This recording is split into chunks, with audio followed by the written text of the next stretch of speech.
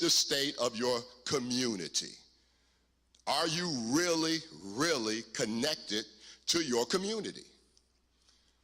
Do you have a relationship with, say, a shot caller, or say, do you know who the primary gang is around your church if you have one? And if you do you have a relationship with them? One of the things we did at our church, we're in Inglewood, not too far from Faithful Central. Our founding pastor, Dr. Meriwether, he just had this unique relationship with the community. We've been there since like '83. And you could probably just shake our doors and come in. He refused to put bars on the windows. He refused to put bars and gates on our windows because he thought that it was telling the community that we weren't a part of the community.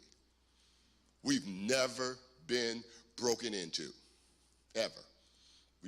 We had graffiti one time on the church parking lot wall, and I live and work in Orange County.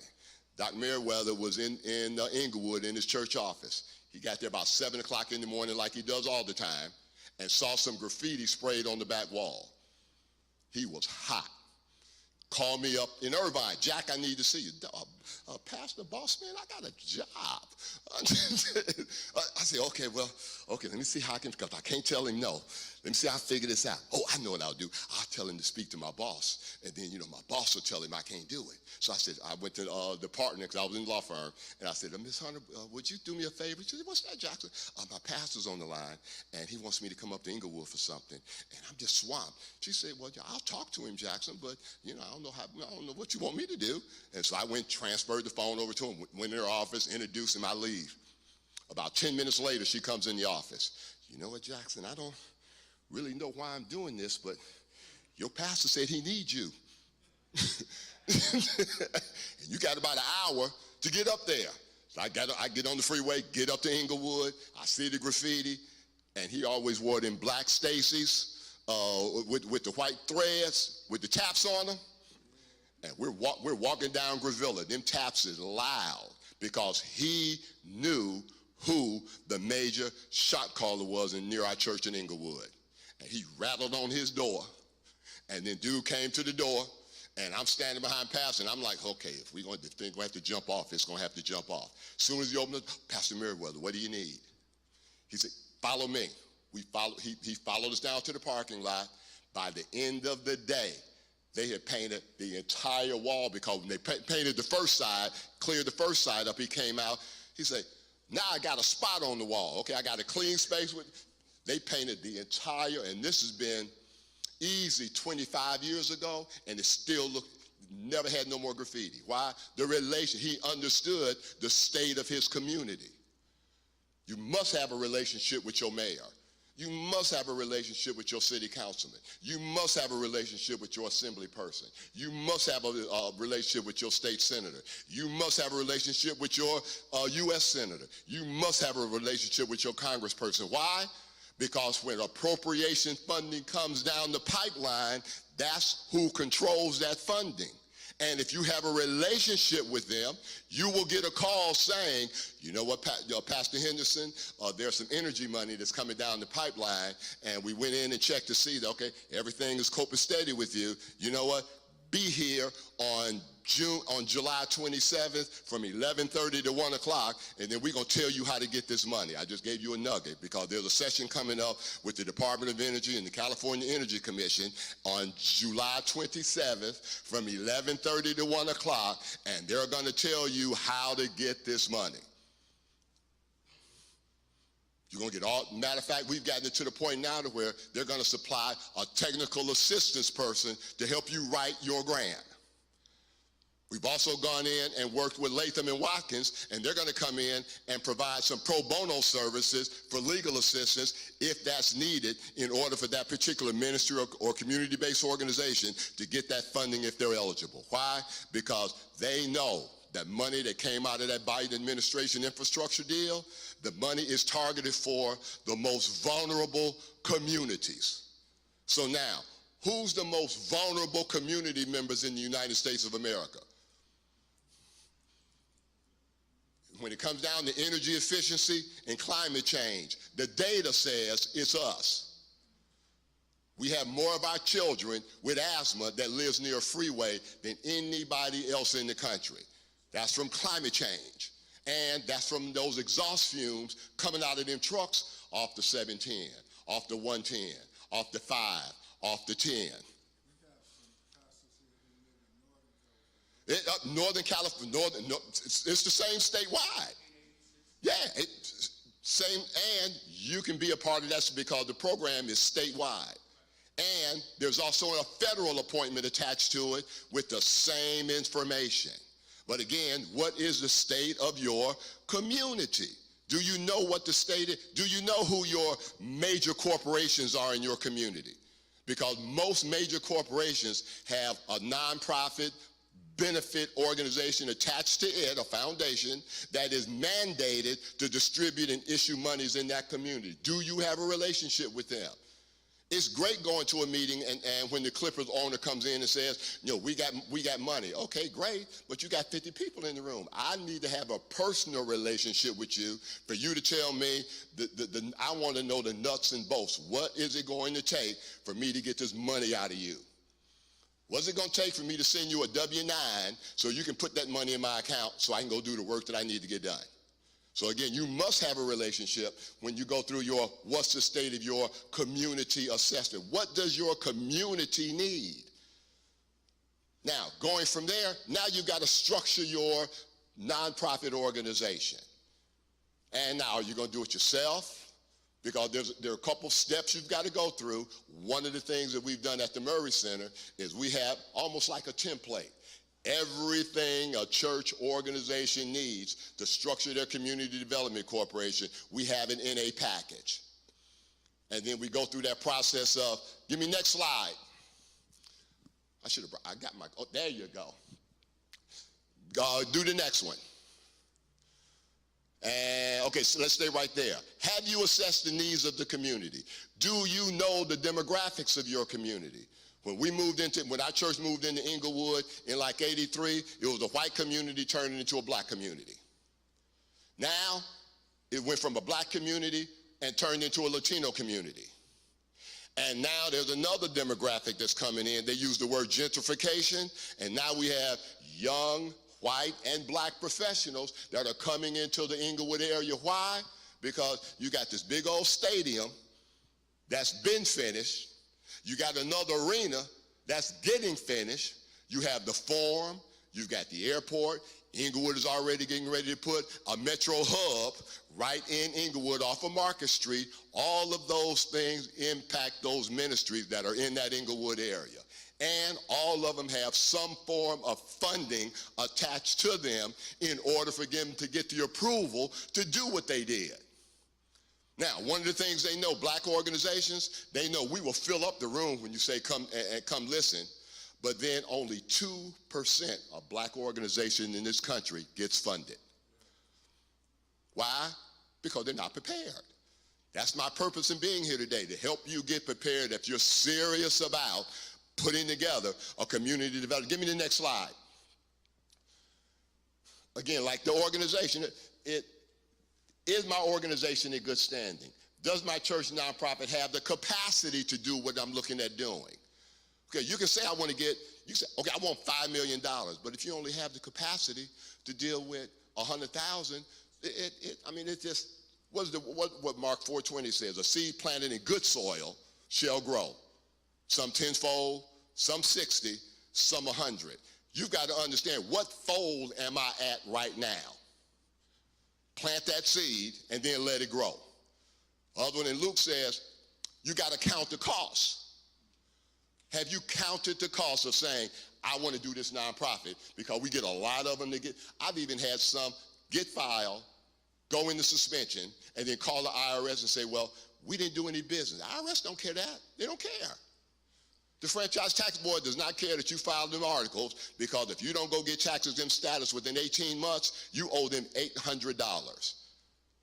They don't care if you made a penny or $1 million, you owe them $800 unless you complete the process of getting tax exempt, and they waive that $800.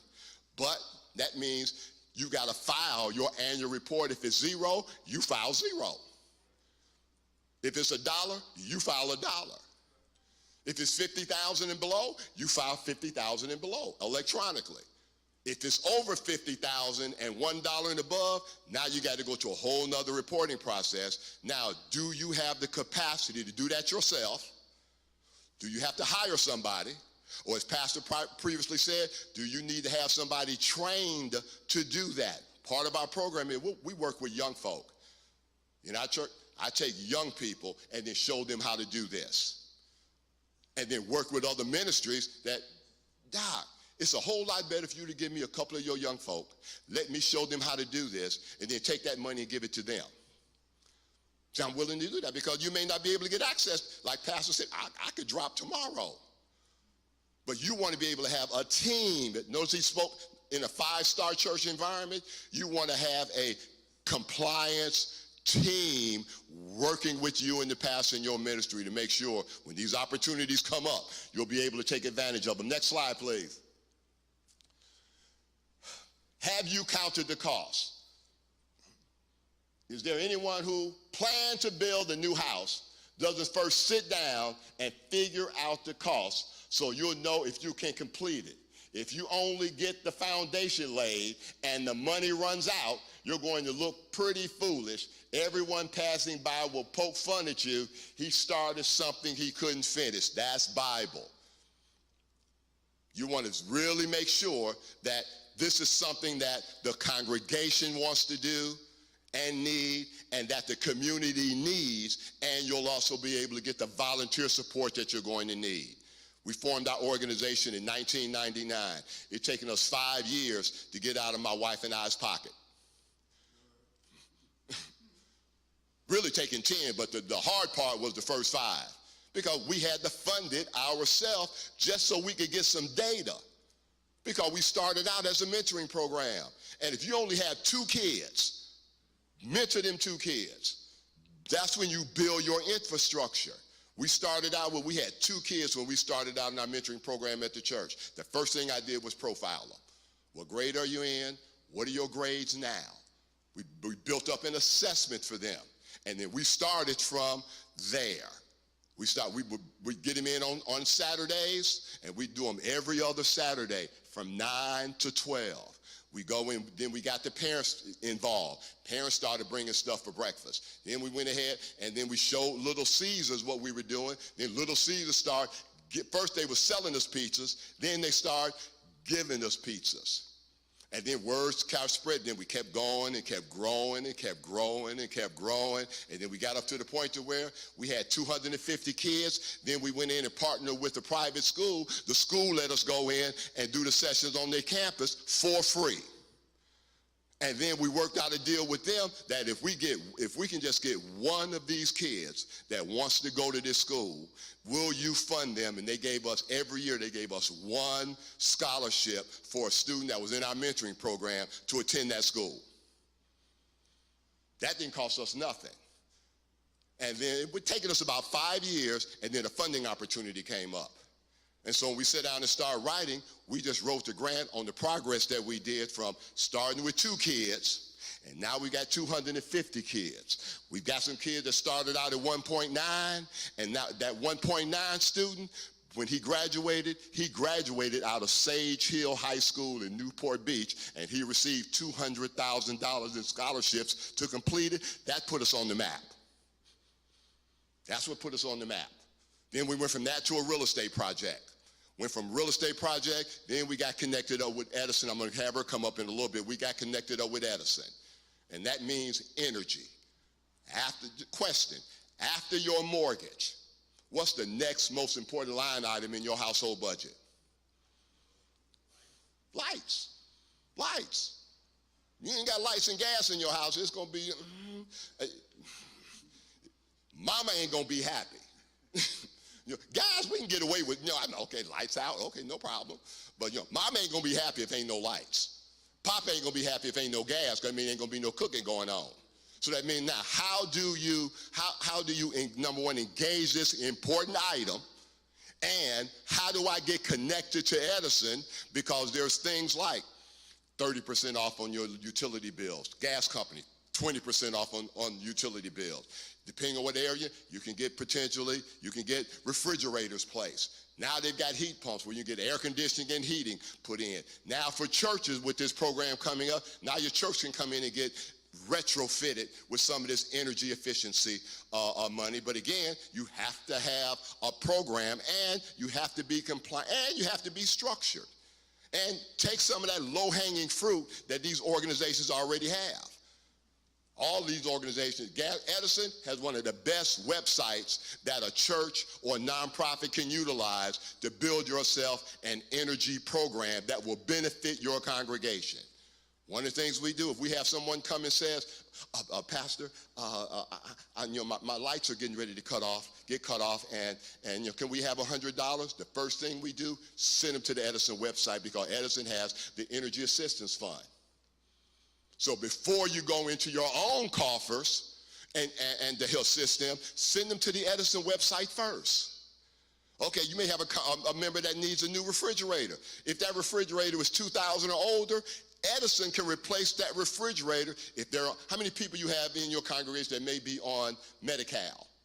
Medi-Cal is an automatic qualifier. If they're getting SSI, that's an automatic qualifier, depending on what their income is. How many people, one person in the house to three to five, depending on what that qualifier is. And one of the things we do is we work with your ministries to show you how to engage with an Edison, how to engage with the LADWP, if you're in LADWP territory, how to engage with Pacific Gas and Electric if you're in Northern California, how to engage with, say, a LA Metro. You want to have how many people have a scholarship program in their ministry? What area? You're in Pacific Gas and Electric territory? You're PG&E. PG&E has a scholarship fund. Edison has a scholarship. So if you've got a scholarship program, utilize Edison's. If you're in Edison territory, utilize Edison's high school scholarship program. It's $50,000 for a high school senior. They've raised it from 30 to 40, 40 to 50. One of the problems we've been having with the Edison Scholarship Program, every year, I'm excited if we get 3 black applicants to come in and get that scholarship. One of the things that they've been pressing is we've got to get more black students engaged in the application process. How many familiar with LA Metro summer internship program? If you can say, connect up with them. Now you can say you got an internship program that didn't cost you anything. But you have to have a church that's compliant, and you want to have a community development corporation so you can get funded. The LA Metro Summer Internship Program, they pay the kids for an 8-week program. They pay them $17 an hour, and they get to work with the executives at Metro. And when they finish that program, now they're eligible for a Metro Fellowship Program. And again, I call this low-hanging fruit, because all you really have to do is have someone show up to the meetings when Ms. Costin says, we need black applicants. This year, we had 250 in the class. We struggled to get 11 black applicants. Last year, we had 275 in the program. We struggled to get 11 black applicants, only 6 stuck. We had over 300 Latino applications in 5 days. It's taken us 2 months to get 11 black applicants. Edison has a lineman worker scholarship. The president and CEO, we sweated him and sweated him. Pedro's so nice. He put up $1 million specifically targeting black applicants in Southern California. Targeting them. Gave us 2 months per year. The only thing we're going to accept in is black applicants. It's taken us 2 years to get 16 graduates. When we opened it up, we had over 500 Latino applications. So again, part of the process here is connecting you up to the resources. So that way now you've got a program that you didn't have to pay for it, but now as a mentoring program, you want to be able to say, okay, here's the qualifications for the application. Put together a program and help the students, help the parents walk down that process to get their children qualified for these programs. The Black Engineers Association, they have a scholarship program. The California Scholarship Foundation, they have a scholarship program that's strategically targeting HBCUs. They'll take your kids to the Black College, to the Black College Expo. They'll work with them on putting together applications. They'll work with them on working with scholarships, not just for HBCUs, but period. So that means you don't have to create your own. Now you just have to partner with them. And in partnering with them, your church has to be compliant. And if you have a CDC, you want that CDC structured to where when opportunities come, okay, I got a mentoring program. I'm partnered up with Edison. I'm partnered up with LADWP. I'm partnered up with the California Foundation. I'm partnered up with this. Now you've got a way to say, okay, I've got data, because you got to have data when you're applying for funding. I've got demographics. I can tell you how many people are in my community. I can tell you what the makeup of those people are in our community. I can tell you how many corporations are. I can tell you what the income is. I can tell you how many are low to moderate income. I can tell you how many of them are at the they call that most vulnerable community, and then tell you why. One of the things that we do, we share that data with the ministries that are part of the program. But I don't give you all of it, because I got to give you something to at least work on. But we get you in the pot. Next slide. Hang in there. This phase of the program is designed to provide strategic planning teams, cohorts with tools, resources, and pieces to the puzzle. What did Pastor say? You got to have a good team. You can't do this by yourself. You must have a good team. You've got to. And you want to also you want to make your team cohesive and make sure that everybody has a specific duty. One of the things that will kill a nonprofit board, everybody does the same thing. You want to have somebody on your board that has some familiarity or an expertise in finances. You must have a chief financial officer. And you want to make sure, as Pastor said earlier, you want to make sure that they're competent. If they're a bookkeeper, then okay, you need to go and get you some training on how to be a bookkeeper for a nonprofit. If you're an accountant, if you're looking for an accountant, make sure you find an accountant that is familiar with nonprofit financial aspects. Because even with legal, you want to make sure that that attorney has an expertise in a practice area dealing with nonprofit. I can't tell you how many nonprofits we had to go in and restructure because somebody's friend was a lawyer. They put their articles together. They went into the state. They went into the Secretary of State's website and pulled down them general articles and put, okay, what do you want? We want to do community work as the specific purpose. Okay, well, everybody, that's what you're supposed to do. You're a church. But see, when the funder goes in and looks at your articles and see what your specific purpose is, we want to do community work. Okay, well, that's a big old broad, that's a broad term. We go in and work with you. Okay, now, here's specifically what you may want to do. Now, we give you the template. Now, work with this. You can keep it the same. You can add some things. We even go in and give you a program summary. Okay, here are the programs that you could have potentially working with your organization. Which ones you want to keep, which ones you want to build up some more, which ones you want to add capacity to. Because that's one of the things that black churches don't get access to this information. And we want to be able to continue to build our community. One thing that I stress with the governor's office, this energy information we have. If you want to get this information to the black community, because you have to, it's mandated. If you don't do it in X amount of time, they're going to pull that money back. But now, how are you going to get it there? Because right now in Southern California, there is no black community. As far as the data says, there's no black community in Southern California. So how are you going to get that data to the people? You must engage the black church. You must. Now, in engaging the black church, that black church needs to be trained, and that black church needs to be funded. Because we know prior, during the civil rights era, when them funds came down, they came down through the black church. In the 90s, after the Rodney King unrest, them funds came down through the black church. But now what's happening is all of those black leaders that was during those eras, they're either retired or they're gone to glory. Faithful Central has a new pastor. Crenshaw Christian Center, they got a new pastor. West Angeles, they have a new pastor. First AME, they got a new pastor. City Refuge is getting ready to get a new pastor.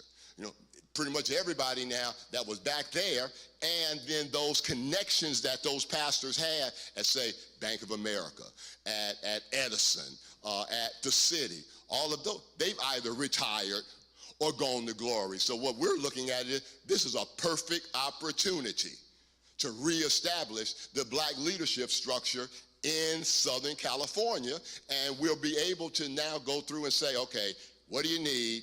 Here's what we have. Now start building your infrastructure, because these funds are going to continue to come. Right now, this energy environment, this clean energy, sustainability, we're in pioneer territory. Think about it. When the Industrial Revolution came, we did not have the opportunity to take advantage of it. Why? Because we were slaves. We couldn't take advantage of the Industrial Revolution.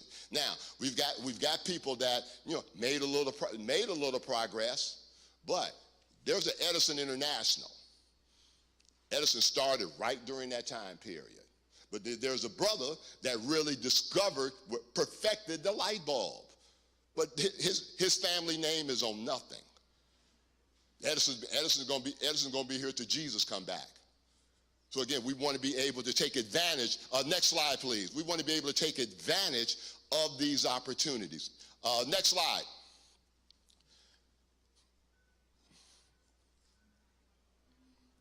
Okay, now, one of the things that we've also been working with, and we want to bring to your attention, is some of these opportunities. Because there's opportunities out there. How many have a community development corporation or a nonprofit that's aside from the church? Okay, have you ever been funded? And what's your primary program?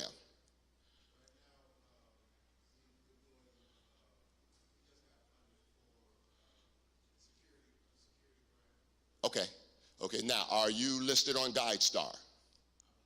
Okay, you want to go in, and now go in and check, see what level you're at, because you have what you got: bronze, silver, gold, platinum.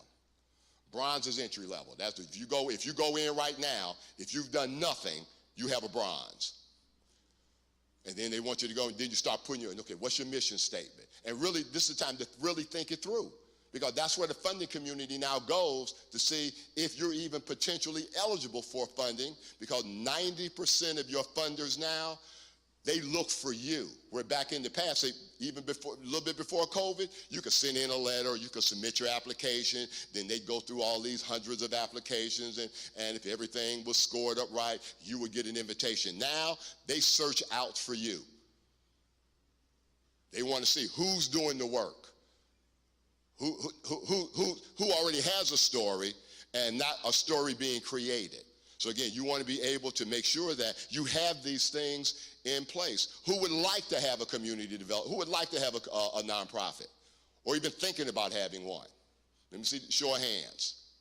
Okay, I will give you my email address, and I will send you the template documents for you to at least look through to get started.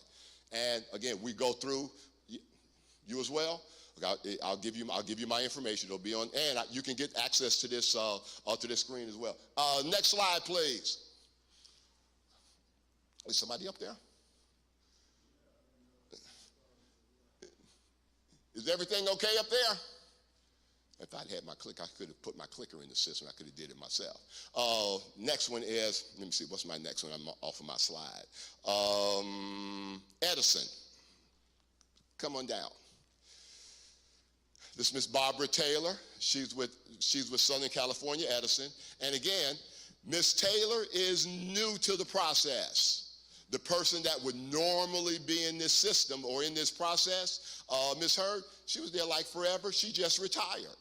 So now we've got to go in and reintroduce, another person into the community. So you're getting early access to her. One of the things that we know we have to work with, with our nonprofits and our churches is public policy. You've got to be an expert in public policy, because money follows policy. If you don't understand the policy, they'll give you a couple $1,000. But if you understand the policy, now you can make change because now you understand why this funding has come into the community. And you also have a voice in how that money is distributed in the community. Because why? You're at the table. One of the things that, I'll be 69 years old this year. I'm looking for people to take some of these spots that I have, because one of the things myself and one other person that's in the circle, we've been holding on to these spots because we know if we give them up, we know where they're going to go. We know where they're going to go. That's why I probably got 9. I want to give all of them away. Quiet as it's kept, because we need to get some young new blood in. Edison paid for me last year to go through a program at Stanford University in energy efficiency, sustainability in their School of Engineering. There was 30 students in that cohort. I was the only black student in the room that was from America. The only one. The rest of them were 30 and under. All of them. And the instructor guaranteed them, when you finish this program, you're going to be able to go ask somebody for $150,000 a year. And I asked her name, Miss Anita. I said, Miss Anita, this is wrong. She said, what's wrong, Reverend Jackson? I said, I should not be the only black person in this room, and I definitely shouldn't be the oldest. Definitely, because one of the modules we had to deal with, I had to figure out how to do trigonometry. I'd never even tried to spell trigonometry at all. And them youngsters, we had 2 students that was from Africa, but they were from Africa. When they finished the program, they was going back to Africa. We had some Latino students, we had some Asian students, we had some Indian students. All of them had no less than a master's. And I said, guys, I'm stuck. So if we're going to get through this as a cohort, and if everybody done agreed that we're going to graduate together, Reverend Jackson is stuck. Where? Trigonometry. It takes me about a month to figure it out. And Dr. when we did that exam, and I went through, and I got through that hardest question, I said, Lord, it's only going to be because of you. It's only going to be because of you. And when I clicked that last button, because there was 30 questions, when I clicked that last button, and it came up 98%, my wife thought somebody had shot me. I started screaming and shouting because I knew what it was going to do. That was a challenge for me. But we want to be able to have our young folk engaged in those type of processes. So I'm going to turn it over to Ms. Barbara Taylor. Oh, thank you, Reverend Jackson. Well, first of all, I want to thank you all for allowing me to be here and to just speak to you briefly. Thank you, Pastor, and I want to welcome you all that are from the Northern California. Welcome to Southern California. Excited to be here. I'm Barbara Taylor. I'm representing Southern California Edison. I am a part of the division Community and Climate Equity. So my role is all things people. So exactly as Reverend was saying that, my charge every day is really to try and help us to close the gap, not to make it absolutely exactly as everybody else, but, to bring us to the table. And, he shared a lot of great things about, programs that are at SCE to help customers and to help, new businesses, faith-based organizations to understand the climate that you're in and how valuable you are as a people, to our communities. So I don't really have very much to say other than I'm here to support you with our sister utilities up north and down south. There are sister programs. So I have some programs outside that I'd like to share with you. I also have some giveaways that I'd like to give to you as a reminder of this day and hopefully of the information that you have gleaned from all of the wonderful presenters here. I do want to add a couple of more points to Reverend Jackson. Did an awesome job in sharing with you information, as I said before. Another good organization if you're looking for scholarship and funding. So like you said, I want to emphasize that again. You don't have to do all the work yourself. What you can do is partner with other organizations and help them to move their ball forward. And then you get to reap the benefit from that. So another great organization is the American Association of Blacks in Energy. That's ABE. So they have a national chapter. They have a chapter, well, it's national. So they have chapters, northern, southern, whether it's in the states, out of the states. So that's another good resource that you may want to utilize. And like I said before, I'm here to serve you. So if there's something that you're thinking about, even if I'm not representing your utility area, come and talk to me or call me, and I will try and find the information you need to close the gap of where you're trying to go. So I just want to thank you again, and I appreciate you, and I hope you have a safe journey back to wherever your home is. Oh, thank you, ma'am. Now she was being modest. She was being. How many your ministries have an Edison light bill? Who has LADWP? See, even who has a website for their ministry? See, one of the again, low-hanging fruit is going in and attaching their websites to yours as a resource site. That's one. And again, I'll give you our website information. When you go to our website, we've gone in and tagged the various resources and tools from within the industry, and then tagged them to our website. We gained a relationship with them. Then what they want us to do is now take that information and now go find some other ministries and replicate my website and put this information on yours. And then take yours, and then if you have a fellowship ministry, then go and then tag yours to theirs. Because one of the things I do and my founding pastor, he was just insistent on it. We don't fellowship with nobody that we can't do community work with. I don't believe in swapping dollars. I come to your anniversary and you give me $400, and then you come to mine, I give you $400. We don't do that. If we're gonna fellowship together, when I get a resource, I get that resources to those ministries that are part of our fellowship. When we do a training, I invite those ministries that are part of our fellowship. If they don't show up, then you know what? When you ask me to do your anniversary, nope. Because, the anniversaries are great, but I want to make sure that our young folk have opportunities, that our seniors get resources, that our married couples have access to the resources that can help them get through. If I have a member of my church and a single-parent mom or a young couple, the first thing we do, you need to get on a pathway to buy you a piece of America. You want to be a homeowner. And now, we've got to assess you. Are you 30 days away from buying a home?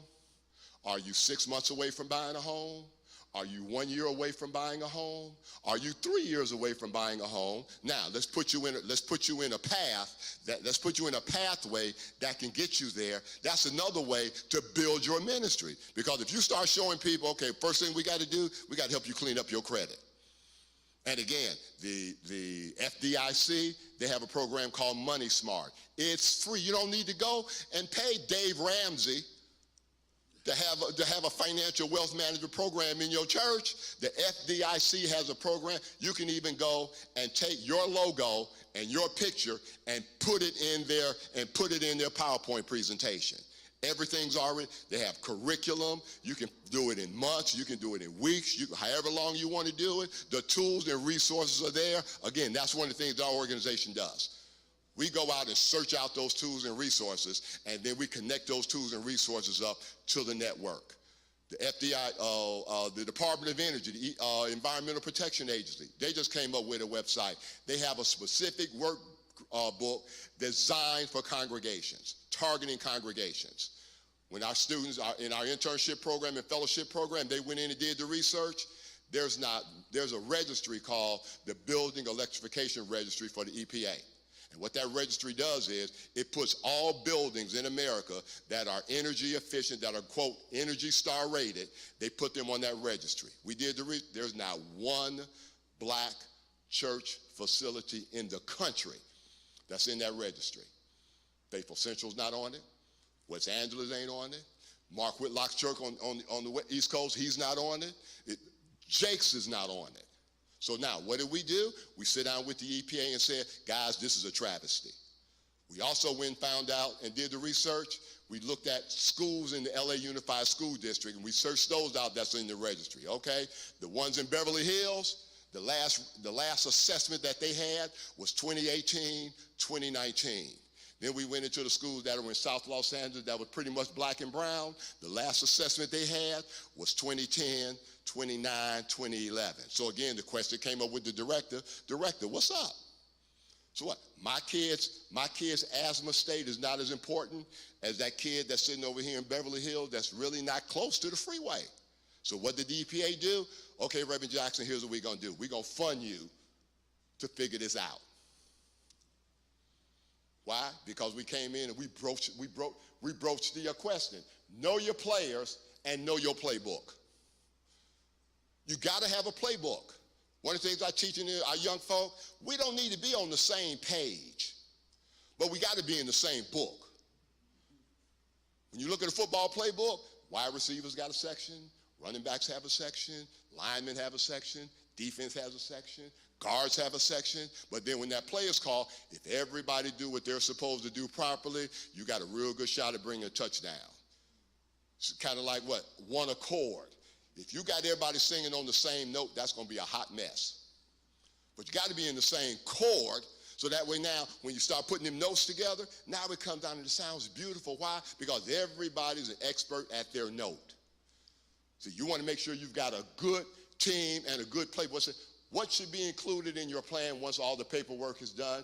Researching your network. The strategic plan is the practical tool that prospective community stakeholders, volunteer support, and funders will use to judge the potential of your idea. It starts out as an idea. Notice what it says, stakeholders. You want to have stakeholder and community partners. You'll get a copy of this. You want to have stakeholders and community partners. What's the difference? Stakeholders, from our perspective, stakeholders fund you. Edison is one of our stakeholders. Edison is one of our prime stakeholders. They've never told me no, because I come to them with data first. And then like this room, Dr. Henderson is one of our community partners. IAMA, one of our community partners. This convention conference, now you're one of our community partners, and there may be a potential for some of you guys to be a stakeholder partner depending on what your, my grandfather called it bailiwick is. What does your ministry do best? If it's a feeding ministry, then you want to make sure that that feeding ministry is state of the art. You can go to GuideStar and you can just put in feeding ministry, and then it'll pull up all those feeding ministries in the country. And now you get an opportunity to look, okay, now what are they doing? Okay, what community are they in? Okay, what access? Okay, you can even go in and look at their annual reports, and that annual report will show you who funded them. So now you've got a way to come in and list, okay, here's who's funding it, so I can put their information down and make contact with them. I can go into their website. Again, all of this stuff is already in the space. The internet has turned everybody pretty much into a PhD if you spend and take the time. But the information is there. Next slide, please. Next slide. Next slide. Right there. Triangle of success. Home, school, community. All of our initiatives, all of our programs work off of this concept of the triangle of success. One of the things Edison put together for us about 8 years ago, they put together a website for our organization that specifically targets middle school to high school students. Because all of these energy initiatives, our energy initiative that we follow with Edison is Pathway 2045. That means by 2045, there's certain things that are supposed to happen. So now, if you're talking 2045, who are you talking about? You ain't talking about me. I don't care what kind of energy is going on in 2045. If I'm alive, make sure I'm warm in the winter and make sure I'm cool in the summer. I don't care how you do it. But now, what about that 15-year-old that in 25 years, they'll be 40? What about that third grader? You know, but that's 8 years old. In 25 years, they'll be 28 years old. Now there will be active consumers. And if you train a child in the way it should go, when it gets to the point where it's going to be an active consumer, guess what? It's going to be ahead of the game. Because this sustainability clean energy market is brand new. The data says less than 8% of black people are involved in it, period. We did the numbers. 245 blacks are involved in upper-level sustainable energy management or career path. I'm not talking about sweep. I'm talking about people that's making serious money in this industry. Our mentoring program and our fellowship program, we pay our 11 and 12 graders $25 an hour to participate in the program. Our college students, we pay them $35 an hour to participate in the program. Why? Because I want them to know in their head, you ain't go through this process to accept no minimum wage job. America will take a job from you in a second. America can't take your career path. Your career path is on you. So if you're at a job and they say you got to go, no problem, because this was just a step in my career path. But if you get focused in on, I don't want my kids to ever think about a job. Dude, you don't want no job. America's hard on job workers. Look at what's going on with the unions. You get now they're talking about Broadway. They're talking about going on strike. But now, what about those small mom and pop caterers that didn't have nothing to do with this? They're losing revenue. What about those hairdressers, that didn't have nothing to do with this? They're losing revenue. What about that mom and pop shop that may have just been supplying you your tablecloths? Now, they ain't have nothing to do, but they've lost revenue. But now, if they go through that process of, okay, you know what? Hollywood is not going to be my primary forever. I want to diversify the revenue that's coming into my ministry. That's the other purpose of a community development corporation. You want to be able to diversify off of your tithes and offerings.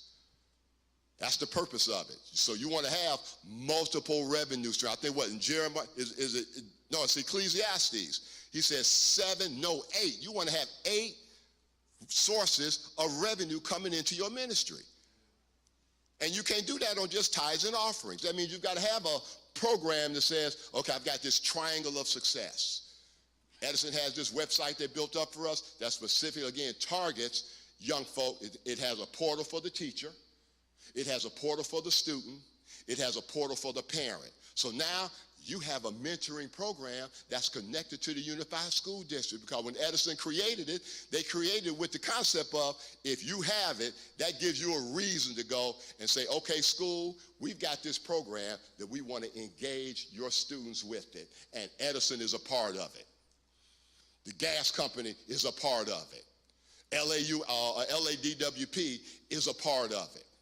Because what we do with that triangle, in the middle of that triangle, we put the family. Now, what are those things that are impacting the family in that concept? What are the things that are impacting the school or the education system? What are the things that are impacting, how is energy impacting that home? How is climate change impacting that home? How are wildfires impacting that home? How is it impacting the community? How is it impacting the school? We went in and we looked at the curriculum. LAUSD, matter of fact, the State Board of Education, there's a full curriculum for sustainable energy careers, and none of our students, black students, are part of it. I'm talking about statewide. Once we identified that, okay, we put some heat up under them. Guess what they did? They said, okay, Reverend Jackson, we'll fund you. We went in, we connected up with the LA County Office of Education. We connected up with LA Unified School District. Edison and some of the other utilities put a program together in March. We brought in 2,000 middle school students and had them at the LA Convention Center all day. Guess how many black students we had out of the 2,000? Less than 100. We had to have 250 parents. Guess how many black parents we had? 10. And they were showing them kids how to get themselves prepared for this new frontier of career path being sustainable clean energy. And I made some noise there. I said, wait a minute, guy, you want my black students, my black junior high school kids to sit here all day long and be on and look at panels, look at people giving them panel discussions, and not one of the panelists was black. I said, guys, y'all can't get away with this. So what did they do? Okay, Reverend Jackson, we'll fund you to put one together. Why? Because we're already structured for it. And I was at the table. I made enough noise during the lunch. We were sitting at the lunch, and I didn't realize that the Lord had put me at the lunch table with organizers of the event. I said, you know what, sir? I said, man, something's wrong. She said, what's that? I said, y'all couldn't find nobody black to be on that panel? Y'all found Asian folk? Y'all found Latino folk? Y'all found white folk? Y'all even found an Indian person, but y'all couldn't find nobody black in the industry? And then you wonder why my kids aren't attentive to what's going on the stage? Come on now, y'all gotta do better than that. Well, Reverend Jackson, do you know anybody? Yes, I do. Well, would you know? Not me, y'all always using me. Y'all can't use me. But I got some young folk that are young engineers, that are in this environment, that when you're gonna do another one, you need to put them up on that stage. And I only want them on that stage. Since y'all had all of y'all on the first one, I want all of mine on the second one. And they said, okay, why? Because they know they're stuck. But the problem being, I can't keep being the only one in the room. See, I want to share the wealth. Because quiet as kept, and my wife get on me about it. See, this time next year, I want to be able to get on a plane and then go wherever I want to go to work on my golf swing. That's my goal. But in order to do that, I've got to make sure that I've got young folk and ministries that are now engaged in this process. Because, guys, it is a wealth of opportunities in this energy environment. A wealth of opportunities. It is a brand new industry. Do we got any questions? Because we're getting close to, I've got 5-10 minutes left. Questions? Anybody got questions? Questions? Give me, move the slide again. Move it again. There you go. That's the one I wanted to get to. Dr. King did this speech in 1963 on energy efficiency. Here's what he says. Dr. King recognized that social justice could not be achieved without environmental justice, including healthier living environments for underprivileged communities and universal access to clean air, water, and soil, as he said in his 1967 Christmas speech. So this environmental issue, this ain't new. Martin knew it was coming. It really boils down to this, that all life is interrelated. We are all caught in an inescapable network of mutuality, tied to a single garment of destiny. Whatever affects one directly affects all indirectly. Did you ever stop to think that you can't leave your job in the morning without being dependent on most of the world? This is the way our universe is structured. This is its interrelated quality. We aren't going to have peace on earth until we recognize this basic fact of interrelated structure of all reality. Energy is important. We've got to understand, because it's impacting all of us. And if Martin figured this out in 1967, again, this is not new. And it's not going away. But again, we always get caught up in the last piece. And that's what I'm trying to avoid this time. You know, we're still dealing with the technology, and they're still telling us that there are black people with homes that aren't connected to the internet after a 50-year process. And now you want to come and drop on me clean energy and do what? Have these ride and drives that you want to come to my church, and you want me to allow you to bring electric vehicles in and let the people drive around in them, and then they go, but what impact did that make? Because when that single parent mom gets up out of there, okay, I would love to have an electric vehicle, but right now I got to get my Edison bill paid. Yeah. Right now I got to make sure that my kids have supplies for school. But if we can get the seed planted, all the way down to, ma'am, what kind of light bulbs do you have? Change your light bulbs from incandescent light bulbs to LED light bulbs. That'll make a difference, because if you become good stewards over your energy. What do we say in the faith-based world? Earth is the Lord's and the fullness thereof. So if the earth is the Lord's, and if we think this earth is ours, we have a stewardship responsibility to be smart stewards over the energy and the resources that God has given us. And the best way to do that is, okay, we got to be smart stewards over it. Okay, showing your kid, we've got that website for kids. It even has an assessment that the kid can walk with his parent and then identify things in the house that can help that family be better stewards over their energy. And then it has a little certificate attached to it. So now we've got a program at our church. Okay, all the young adults, whoever brings me the most certificates showing that you went through your family and did these assessments, we got a little tip for you.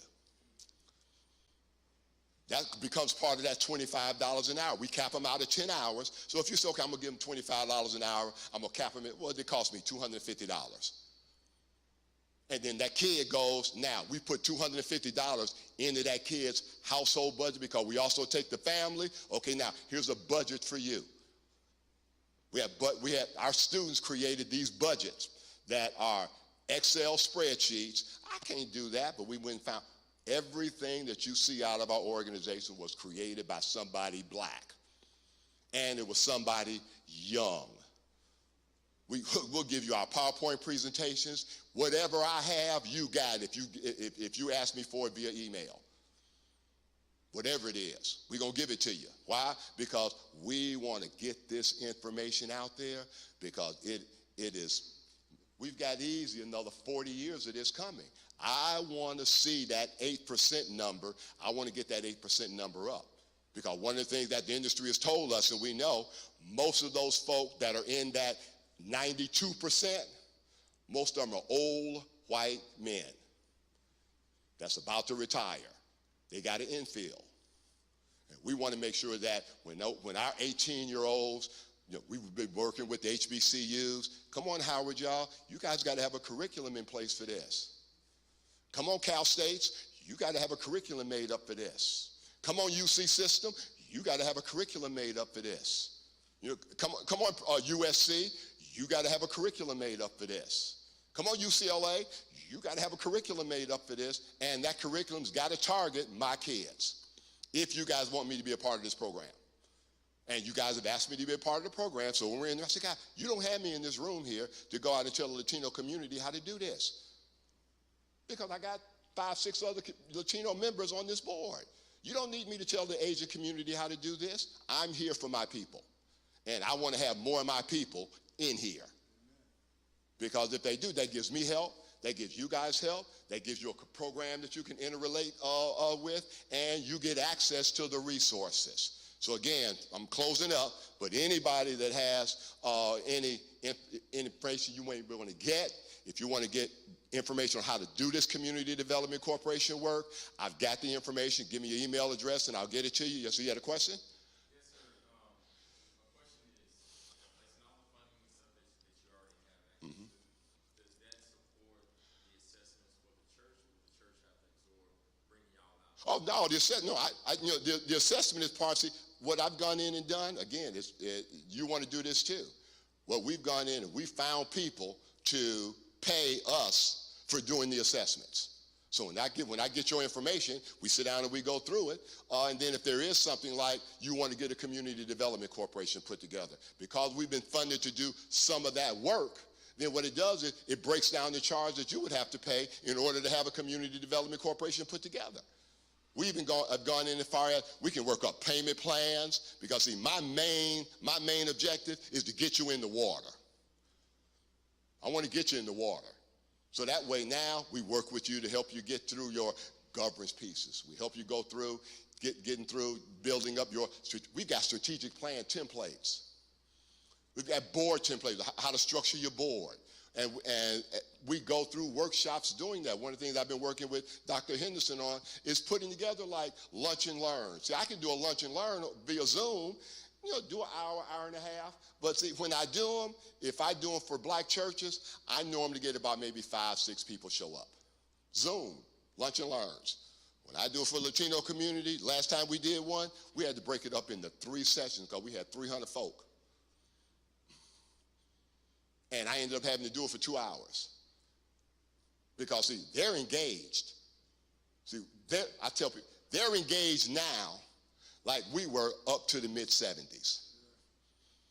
Because see, up to the mid-'70s, we had a mission and a purpose that was clear. Let my people go. That was our mission. See, now the Latino community, they have a mission and it's clear. Let my people in. See, ours was let my people go. Theirs is let my people in. Because when I'm sitting at the table with, I say, guys, I love all y'all. Love Aiden, love y'all. But we're the only people in this country that was bought, sold, and bred, and then bought, sold, and bred again, and then bought, sold, and bred again, and then bought, sold, and bred again, and did that for 400 years. So our plight is different. Our plight is different. I mean, love you, but, you guys trying to get in, and now we got folk in Florida trying to tell us, that we migrated here. That's the most ignorant thing I've ever heard. Because y'all don't want to say the word slave. And you don't want your kids to hear the word slave, but you don't mind telling them at home who we are. We know. Again, that's why it's important for us to have these organizations structured to where now we're a conglomerate.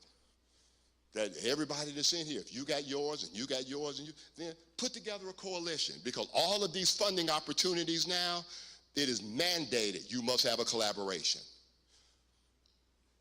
You got to have a fiscal agent. That way, see, the fiscal agent keeps people from fussing over the money.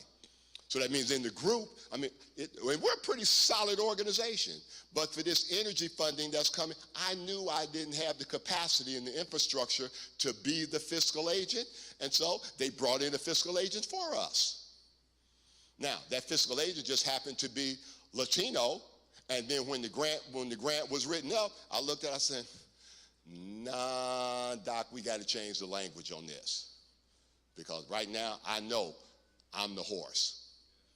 See, I know I'm the horse. If when they put this thing together, they went you, and then they said they knew they had to have somebody black that was connected to the faith-based community. So that means we got to change some of this language in here, Doc, and we got to highlight my people. Oh, Reverend Jackson, no problem. Because if I hadn't said anything, they would just send it right on in. And then we would have gotten a sliver. I said, no, Doc, I'm the horse. I need 33 1/3. I'm the horse. You're the rider. I'm the horse. And your boy, he's the groomsman. But I know I'm the horse. Because if I wasn't the horse, Edison wouldn't have sent you to me. I know you need me. I need 33%. I need 33 1/3. I need 33, 66, 66. And they said, okay. And now of that, guys, I need to be able to go out and find other black organizations that we can put together to bring them in the pot as well. Again, we're having a session on next Thursday, the 27th, from 11:30 to 1 o'clock. And I'm gonna pass the information over to Dr. Henderson. And then if you just let me give you my email address right now. And then you can email me, and then I'll email you the invite. It's REVJackson@cox.net. And they've even given me authorization. There's a PowerPoint presentation that the governor's office put together. They've even given me authorization to send you that PowerPoint presentation ahead of time. So that way, if you got any questions, you can broach those questions and it's going to be via Zoom. You can broach those questions at the meeting. They've also given me authorization to send you guys in that attachment the actual grant that we wrote to the governor's office, so you'll see how the grant flows.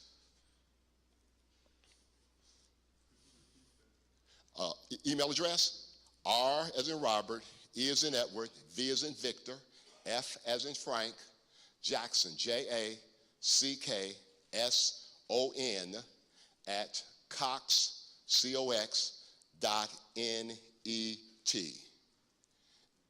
And I believe Ms. Taylor has some information, some handout information for you guys. There's a church assessment that I'll get to Dr. Hendon. Well, if you just email me, I'll email you everything that I got, and we'll call that like your first package. And if you have any questions, you can call me back. Come on, y'all. Let's give God some praise this afternoon. Amen. Amen. Come on, here you go, Dr. Thank you very much. Was that information helpful to you at all? Amen, amen. Thank you so much for staying. I appreciate that. I took over an organization in Inglewood about a year ago, and there was, before I knew it, I got the bank called me and said, well, we're going to close down your checking account because you have not complied with the state franchise tax board, IRS, all that. And it happened, they did. And so I was looking around to see how I could get that back in compliance. And Chitwood, some of you heard it, tax-free for churches, it wouldn't charge me $7,000 just to do it. And so there's another organization wanted to charge me about $4,000 to do it because I had been going through the program at the Chip Murray Center. And I said, I called Reverend Jackson. And at this point, I've been down to $600, and that's it, and I got everything back in compliance. So he's real what he's saying. He knows what he's doing, all right? Anyway, it's time for us to thank you again for staying around. Tonight is President's Night. Won't you go out and get some dinner and get back here in time for him? So we want to be here on time because it's only been 3 days, but it's been a long 3 days, so we want to get back here on time. I'll tell the president don't preach too long so we can give him his offering and we can go home. God bless you. Let's close in prayer. Everybody standing. Our Father and our God, we thank you for all that you've allowed us to do this week. We thank you for all the presenters and for the information that came this way. And Lord, on tonight, we ask that you continue to bless our president and our convention. And as we leave this place on this evening to return to our different homes, give us traveling grace. In Jesus' name we pray, amen, amen.